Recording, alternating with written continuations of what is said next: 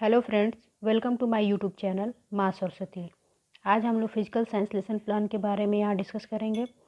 सबसे ऊपर की तरफ हम यहाँ पे लिखेंगे पाठ्य योजना संख्या, उसके बाद छात्राध्यापिका का नाम या छात्राध्यापक का नाम, उसके बाद विद्यालय का नाम, जिस विद्यालय में हमें टीचिंग के लिए भेजा जाएगा उस विद्यालय का नाम यहाँ पर हम लोग लिखेंगे। उसके बाद हमारा आता है दिनांक, कक्षा, विषय, उपविषय, कला तथा समय। हमारा विषय है विज्ञान और उपविषय है भौतिक विज्ञान। उसके नीचे आता है प्रकरण। जब हम टीचिंग के लिए जाते हैं तो प्रकरण पहले नहीं लिखते हैं, जब हम अपना प्रस्तावना का प्रश्न निकाल लेते हैं तब प्रकरण लिखते हैं। यहाँ हमारा आज का प्रकरण है प्रकाश का परावर्तन यानी रिफ्लेक्शन ऑफ लाइट। इसमें प्रकरण के बाद हम यहाँ पे लिखेंगे सामान्य उद्देश्य। जैसे कि मैंने पिछले वीडियो में बताया था कि सामान्य उद्देश्य हर पाठ्य योजना में एक जैसा होता है यानी सेम होता है। उसके नीचे है विशिष्ट उद्देश्य। विशिष्ट उद्देश्य में हमने यहाँ पे भी 3 सब टॉपिक लिया हुआ है। पहला है ज्ञानात्मक उद्देश्य, दूसरा है हमारा बोधात्मक उद्देश्य और तीसरा है हमारा अनुप्रयोगात्मक उद्देश्य या प्रयोगात्मक उद्देश्य भी हम लोग इसे लिखते हैं। उसके बाद आती है सहायक सामग्री। सहायक सामग्री में हमने यहाँ पे लिखा हुआ है चाक, डस्टर, रोलिंग बोर्ड, संकेतक आदि। उसके बाद होता है पूर्व ज्ञान। पूर्व ज्ञान में हम लिखेंगे कि छात्र प्रकाश के परावर्तन के बारे में सामान्य जानकारी रखते हैं। उसके बाद है हमारा प्रस्तावना का प्रश्न। इसमें हम लोग 3 कॉलम बनाएंगे। पहला क्रम संख्या, दूसरा छात्राध्यापिका कथन और तीसरा है छात्र कथन। हम यहाँ पे बच्चों से कुछ जनरल क्वेश्चन करेंगे कि जब रात में बिजली चली जाती है तो क्या होता है। बच्चे यहाँ पे आंसर करेंगे कि अंधेरा हो जाता है। फिर हम छात्र कथन से कनेक्ट करते हुए बच्चों से अगला क्वेश्चन करेंगे, अंधेरे को दूर करने के लिए हम क्या करते हैं। बच्चे आंसर करेंगे लैंप, मोमबत्ती, टार्च आदि जलाते हैं।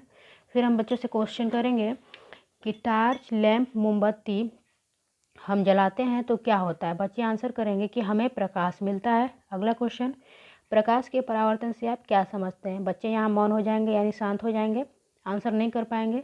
यहीं से हमारा प्रस्तावना का प्रश्न निकल के आ जाएगा, जो कि हम समस्यात्मक प्रश्न यहाँ पे लिख देंगे। इसके बाद हमारा आता है उद्देश्य कथन। उद्देश्य कथन में हमने यहाँ लिखा हुआ है छात्रों, आज हम लोग प्रकाश के परावर्तन के बारे में अध्ययन करेंगे।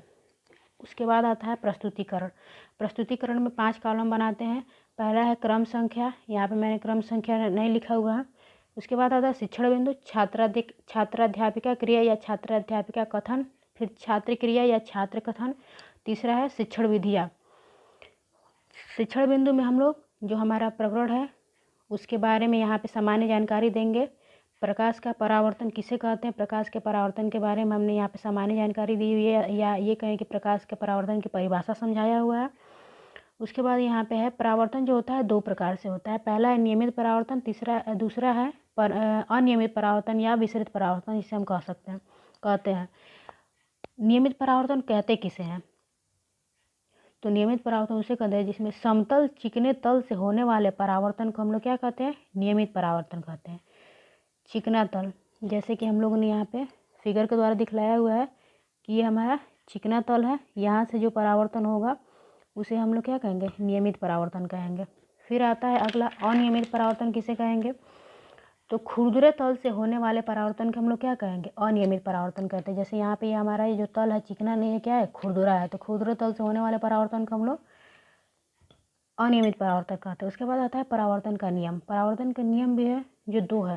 परावर्तन के नियम 2 होते हैं। पहला नियम है आपतित किरण, परावर्तित किरण तथा अभिलंब तीनों एक ही तल में एक बिंदु पर मिलते हैं, पहला नियम हो गया। और दूसरा नियम है कि आपतन कोण आई परावर्तन कोण आर के बराबर होता है, यानी कोण आई बराबर कोण आर। हमने पहले नियम के बारे में हमने यहाँ फिगर के माध्यम से बताया हुआ है कि आने वाली किरण को हम लोग क्या कहते हैं, आपतित किरण। जैसे हमने यहाँ पे लिखा हुआ है आपतित किरण, परावर्तित किरण तथा अभिलंब तीनों एक ही तल में होते हैं, यानी ये जो हमारा तल है आपतित किरण यहाँ पे है, आपतित किरण, परावर्तित किरण तथा अभिलंब तीनों एक ही तल में है। फिर यहाँ पे हम लोगों ने फिगर के माध्यम से बताया हुआ है। आने वाली किरण को क्या कहेंगे, आपतित किरण। जो आपतन बिंदु से जो किरण वापस चली जाती है उसे हम लोग परावर्तित किरण कहते हैं, और आपतन बिंदु से जो लंब खींचा जाता है उसे हम क्या कहते हैं, अभिलंब। आने वाली किरण कहाँ आके मिलती है, आपतन बिंदु पर मिलती है।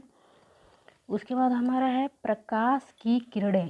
प्रकाश की किरणें यहाँ पे हमने परिभाषा के माध्यम से दिखाया हुआ है कि प्रकाश की किरणें कहते किसे हैं। उसके बाद है कि किरण पुंज जो होता है 3 प्रकार के होते हैं। पहला है समांतर प्रकाश किरण पुंज। समांतर प्रकाश किरण पुंज किसे कहेंगे? जिस प्रकाश किरण पुंज की प्रत्येक किरण क्या हो, परस्पर समांतर होती है, जो कि ये है परस्पर समांतर होती है, उसे हम लोग समांतर प्रकाश किरण पुंज कहते हैं।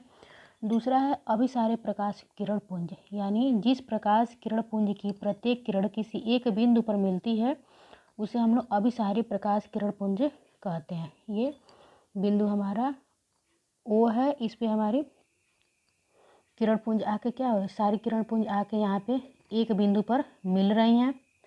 फिर तीसरा है हमारा अपसारी प्रकाश किरण पुंज किसे कहते हैं? जिस प्रकाश किरण पुंज की प्रत्येक किरण किसी एक बिंदु से फैलती हुई दिखे, यानी जो हमारे ये बिंदु है वो बिंदु ओ से प्रकाश किरण पुंज यहाँ पे क्या है, फैलती हुई दिख रही है। यहाँ पे मिलती हुई दिख रही थी तो यहाँ पे फैलती हुई दिख रही है।